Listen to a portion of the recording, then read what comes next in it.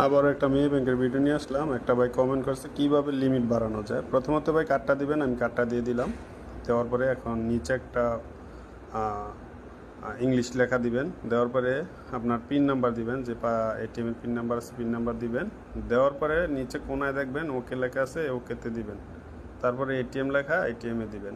ATM দিলাম। তারপরে ওই দেখেন এখানে আদার্স ট্রান্সক্রিপশন লে আছে, আমি যেটা ক্লিক করছি ওটাতে দেখেন চেঞ্জ লিমিটে টিপ দিবেন। এখন চেঞ্জ লিমিটে টিপ দিলে আপনি উঠানো এবং কি ট্রান্সফারে সব লিমিট সব আছে, এখানে বাড়াইতে পারবেন। তখন আমি উঠানেরটা টিপ দিছি, দেখেন এন বিভিন্ন অ্যামাউন্ট আছে। আমি 10,000 টিপ দিলাম, আমারটা আগে 10,000 করা, তারপর আমি 10,000 দিলাম। এখন আপনার যেই পাসপোর্ট দিয়ে আপনার এই অ্যাকাউন্ট করা, ওই পাসপোর্ট নাম্বারটা সহ ইংলিশের অক্ষরটা সহ পাসপোর্ট নাম্বারটা উঠাবেন। উঠানোর পরে ওকে দিলেই আপনার লিমিট চেঞ্জ হয়ে গেছে। আমার প্রয়োজন লাগে নাই, তাই আমি করি নাই ভাই, আপনার দেখানোর জন্য এটা জাস্ট সিম্পল দেখাইলাম।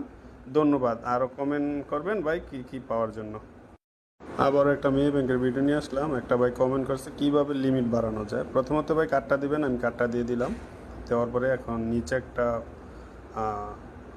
ইংলিশ লেখা দিবেন। দেওয়ার পরে আপনার পিন নাম্বার দিবেন, যে এটিএমের পিন নাম্বার আছে, পিন নাম্বার দিবেন। দেওয়ার পরে নিচে কোনায় দেখবেন ওকে লেখা আছে, ওকেতে দিবেন। তারপরে এটিএম লেখা, এটিএমে দিবেন।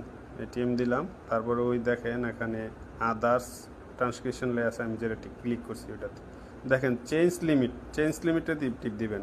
এখন চেঞ্জ লিমিটে টিপ দিলে আপনি উঠানো এবং কি ট্রান্সফারে সব লিমিট সব আছে, এখানে বাড়াইতে পারবেন। তখন আমি উঠানেরটা টিপ দিছি, দেখেন এন বিভিন্ন অ্যামাউন্ট আছে। আমি 10,000 টিপ দিলাম, আমারটা আগে 10,000 করা, তারপর আমি 10,000 দিলাম। এখন আপনার যেই পাসপোর্ট দিয়ে আপনার এই অ্যাকাউন্ট করা, ওই পাসপোর্ট নাম্বারটা সহ ইংলিশের অক্ষরটা সহ পাসপোর্ট নাম্বারটা উঠাবেন। উঠানোর পরে ওকে দিলেই আপনার লিমিট চেঞ্জ হয়ে গেছে। আমার প্রয়োজন লাগে নাই, তাই আমি করি নাই ভাই, আপনার দেখানোর জন্য এটা জাস্ট সিম্পল দেখাইলাম। ধন্যবাদ। আরও কমেন্ট করবেন ভাই কি কি পাওয়ার জন্য।